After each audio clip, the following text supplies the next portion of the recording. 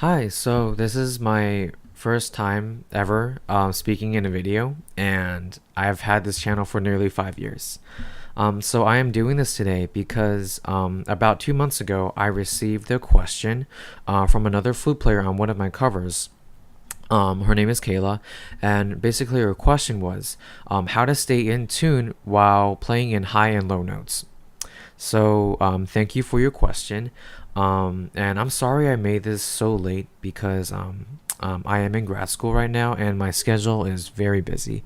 But I hope this helps if you're still around and for anyone who watches this in the future. So, just for the record, I am not a professional flute player. I have been playing for a long time, and everything I'll be talking about is going to be purely off of my own experience and from what I've learned back when I was taking lessons myself. So, the first thing we need to do to make sure that we're playing in tune for any note is to make sure that our flute is in tune. And I'm not going to be going into great detail because there are a ton of YouTube videos that explain this thoroughly, and I do recommend them if you do want to know how to do it properly. But I'll be going over just the basics. So, the first thing is you want to make sure that your head joint is in good condition, and I mean, the cork inside the head joint.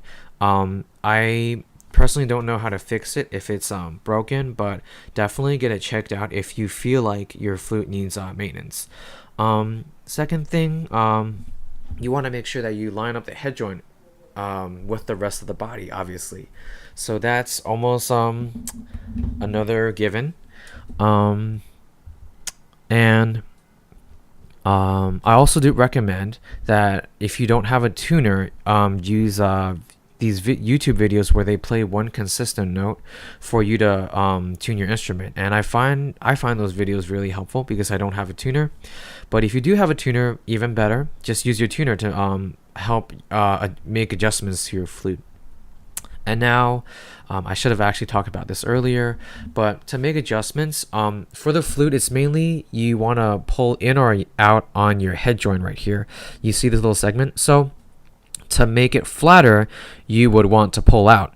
And to make it sharper, you would want to push in. And I'm not going to make any adjustments right now because this is currently in tune. Okay. So, the second thing I want to talk about is lip placement and control.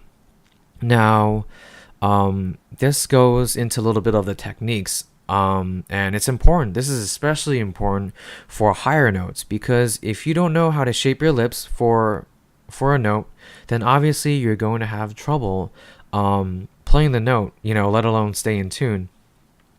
But don't worry, if you're a beginner and you find yourself, not hitting high notes and having a hard time even, producing a sound, it's natural because all new players um, don't have a good grasp of how to, find their lip shape yet. And honestly, it just takes practice.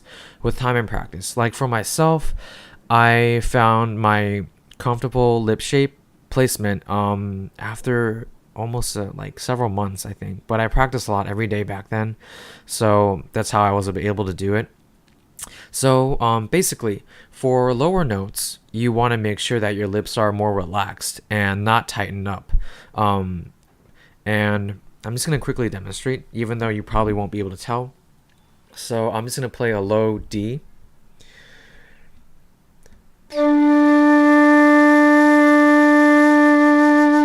So my lips are really relaxed and I don't want to really force the air out because it's a low note and you want it to sound soothing, nice and low. For higher notes, however, your lips, you want to tighten up your lips more because you're trying to force a greater amount of air through a smaller opening, and that's what produces the higher note. So I'm just going to demonstrate on the high D this time.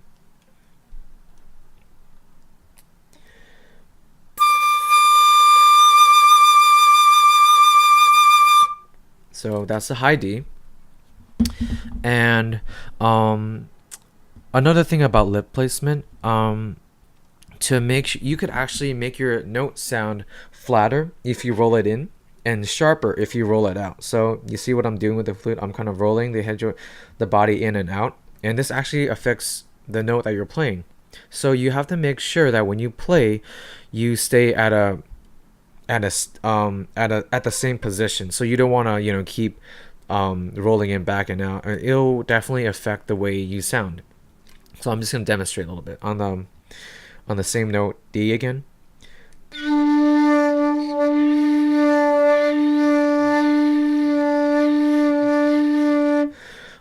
I don't know if you could hear that, but there's definitely it was definitely going flat and sharp again, as depending on which way I was going. So that's definitely important to keep in mind. Let's see if there's anything else I wanted to talk about. Okay, so the third thing I want to talk about is breath control, like breathing.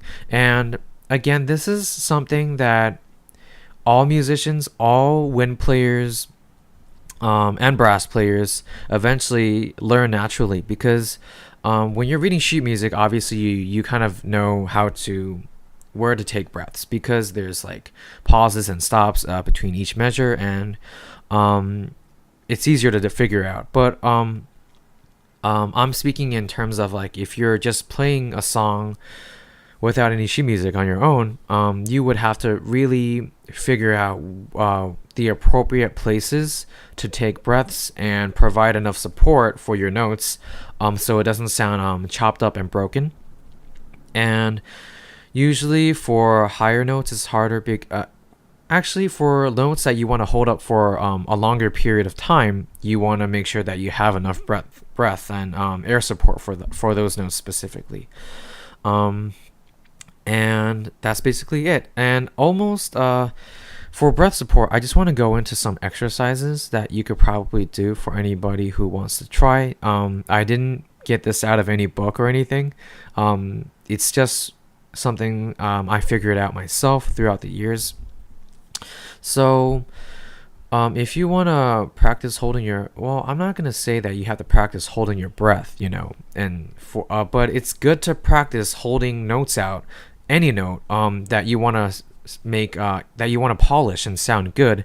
You want to make sure you hold it out as long as you can. So I'm just going to demonstrate on a high note again. So for example, sometimes before I play any song, I would warm up by playing notes for as long as I can.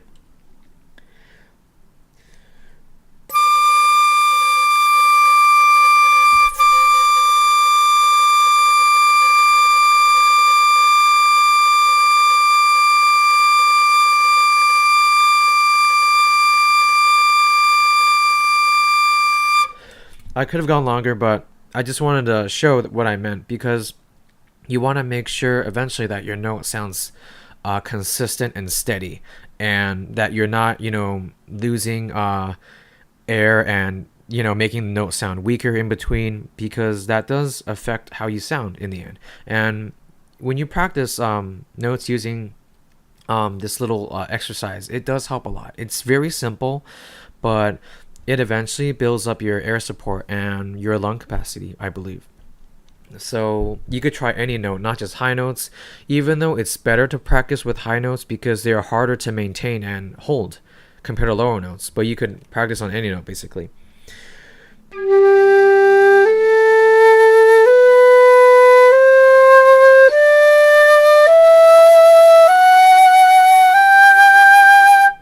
Or try to play scales using one breath.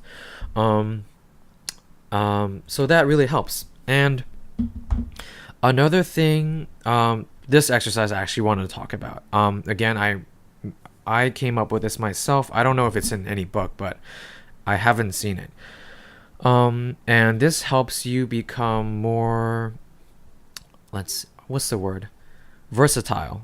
I don't know if that's too complicated to use to explain this, but basically it involves switching between octaves on the same note. And this helps in playing a lot of complicated pieces, because there are definitely pieces out there that requires you to jump from a higher octave to a lower octave in a flash. And honestly, I still have problems doing that because it's hard, because when you change from a higher note to a lower note, you're basically um you're basically changing the amount of air you're forcing through the mouthpiece and your lip shape. So whatever your higher your lip shape for the higher note is, you want to like make sure you practice tightening and loosening your lips, switching in between higher and lower notes. So I'm gonna use the D again.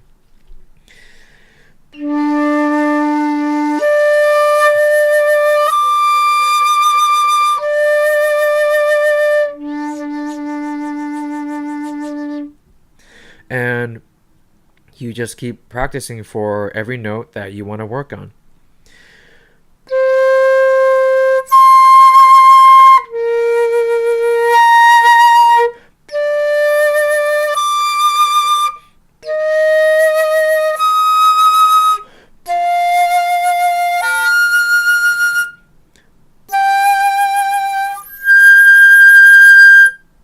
So obviously you're not going to hit every note perfectly during these practices. I don't even do that, obviously. But once you keep practicing, you will improve your ability to control your lips and become a more adaptable player in terms of switching between notes that are high versus low, and it will help significantly. I promise you that. But I think that's all I'm going to talk about today, because I actually made a list to see what I wanted to discuss, and I feel for now this is all I'm going to talk about. But if anything comes up in the comments, feel free to bring it up. If people do watch this video enough and comment on it and ask more questions, I may or may not do a second one. So yeah, this has been pretty fun.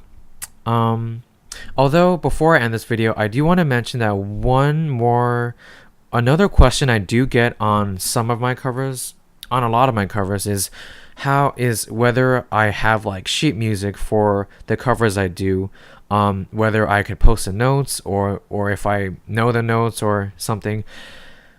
I could definitely make a video about that, and to answer that question right now in this video, I don't have any sheet music for any of the songs I've played in the past. For all my covers, I figured them out on my own, and I believe it's something everyone can do. So you don't have to go looking for sheet music online, and you definitely don't have to purchase sheet music. This might sound very opinionated, but I'm gonna say it anyway. But I feel that part of being a confident and good musician is to have the ability to play music on the spot without sheet music. I know sight reading is very important. I've learned that from back when I was in school taking lessons and being in band. Sight reading is important. Learning new music, a song that you don't know yet. But eventually gaining the ability, the confidence to improvise, to perform on the spot, I feel that is important as a musician too. And I think a lot of musicians lack this ability. Not to be critical, but I just feel it's something good to learn. And I could definitely discuss this in a future video again if people want to know how I figured this way to do it, and it was partially how I started learning music when I was little. So thank you everyone who watches this, and let me know what you think. If you have more questions, if you have comments disagreeing with me, I'll be openly ready to accept and learn from you guys too. After all, I am not a professional. So thank you again for watching, and I hope to be making another video soon. Take care.